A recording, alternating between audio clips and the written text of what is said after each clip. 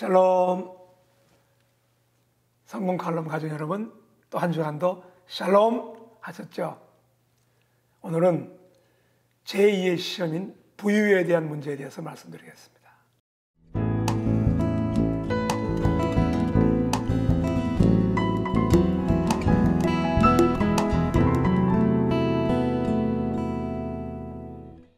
지난번에 아브라함은 기근을 만나자 가나안을 떠나서 애굽으로 내려갔다 그랬습니다.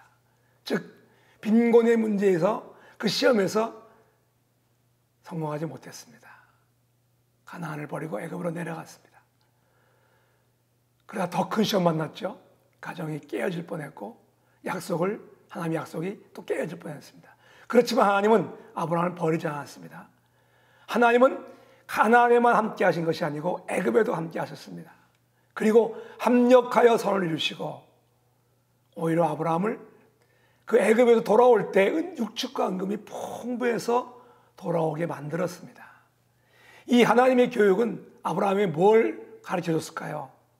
즉 아브라함이 성공하고 부유하게 되는 것은 자기의 노력이나 공로가 아니고 하나님의 은혜라는 것을 깨닫게 된 것입니다. 자, 오늘은 반대로 두 번째 시험, 그 시험은 부유에 대한 시험입니다. 지난번과 반대죠. 빈곤이 아니라 부유에 대한 시험입니다. 여기 13장 1절 2절에 보니까 아브라함이 애굽에서 나올 새 아브라함에게 육축과 은금이 풍부하였더라 그랬습니다.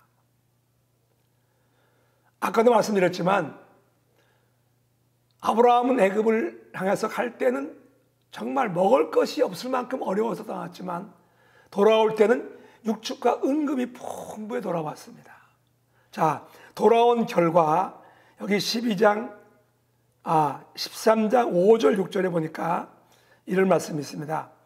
아브라함의 일행 롯도 양과 소와 장막이 있으므로 그 땅이 그들을 동거함을 용납지 못하였으니 곧 그들의 소유가 많아서 동거할 수가 없었음이라 그랬습니다.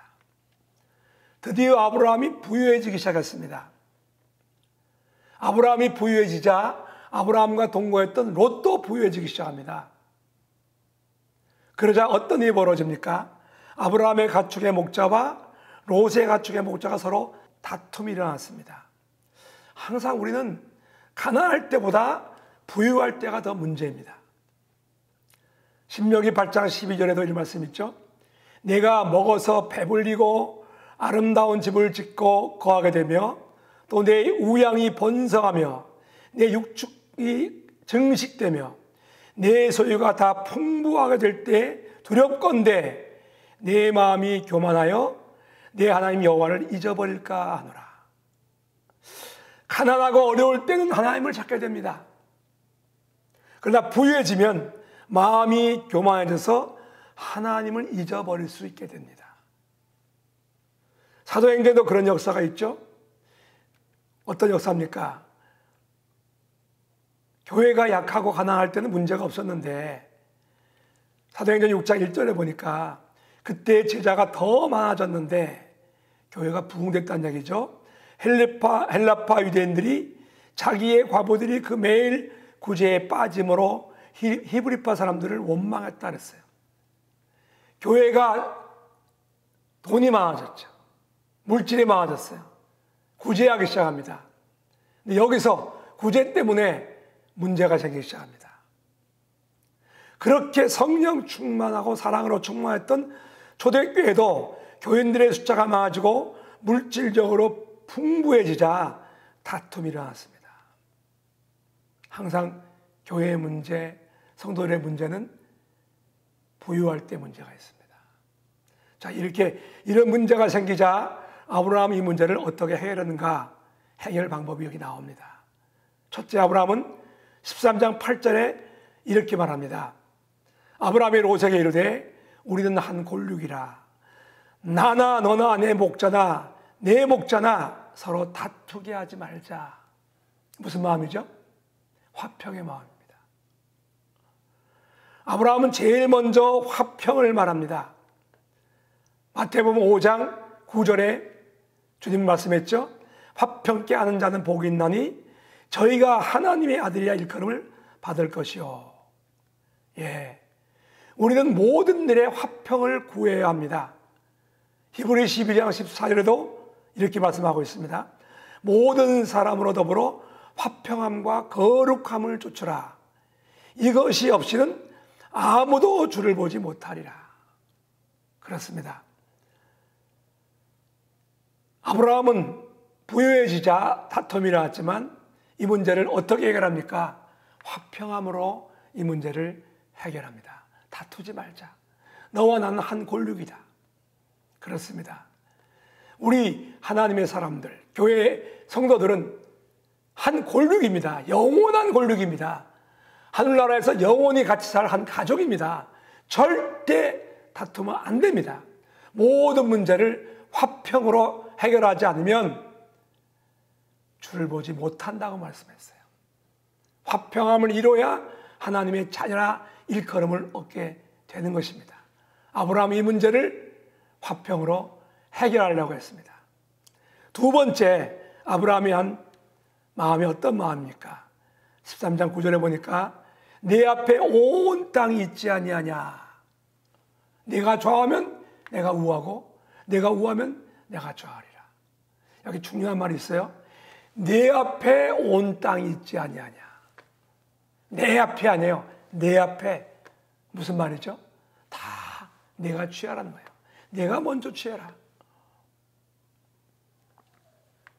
사실 아브라함은 롯과 어떤 관계입니까? 조카죠. 삼촌입니다. 아버지뻘입니다.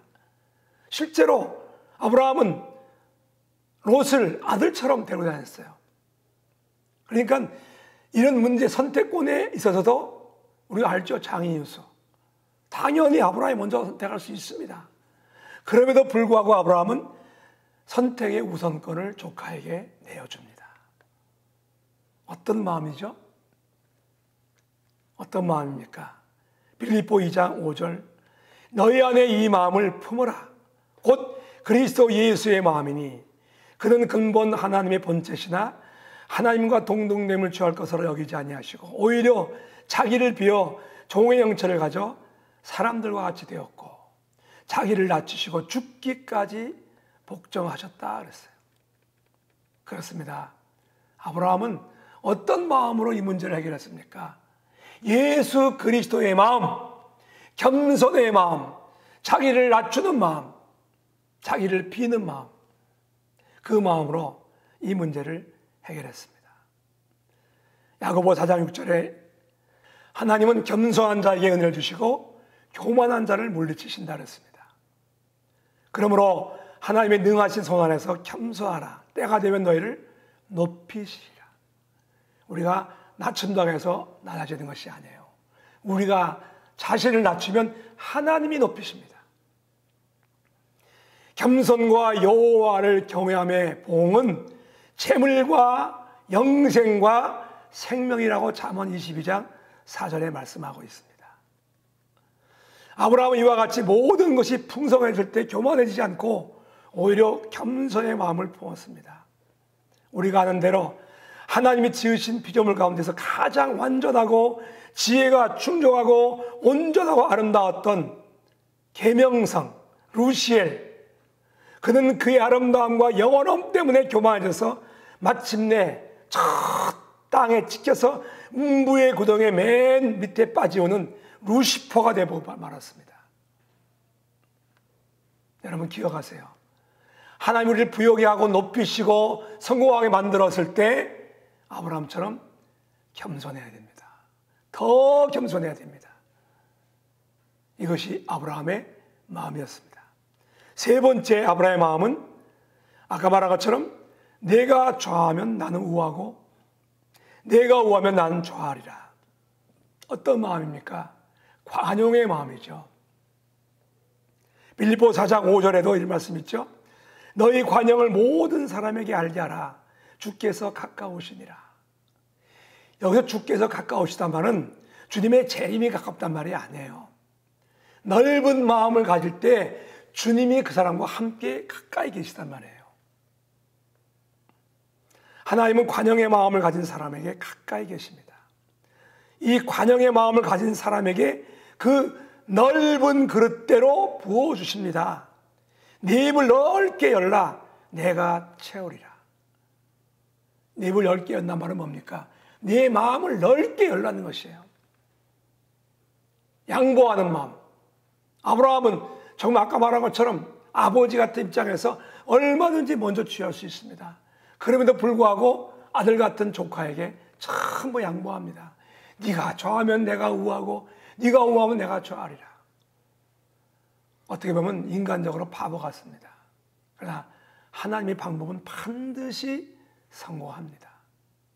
우리가 아는 것처럼 뒤에 나오겠지만 롯은 아브라함의 말을 듣고 아닙니다.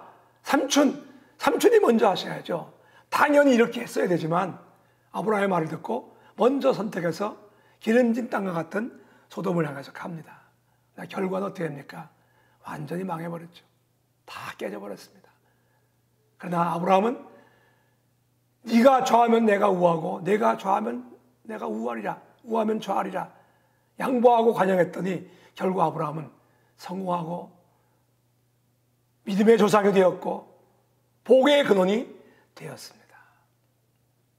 사랑하는 성도 여러분, 우리는 부유해졌을 때, 성공했을 때 아브라함처럼 성공해야 됩니다.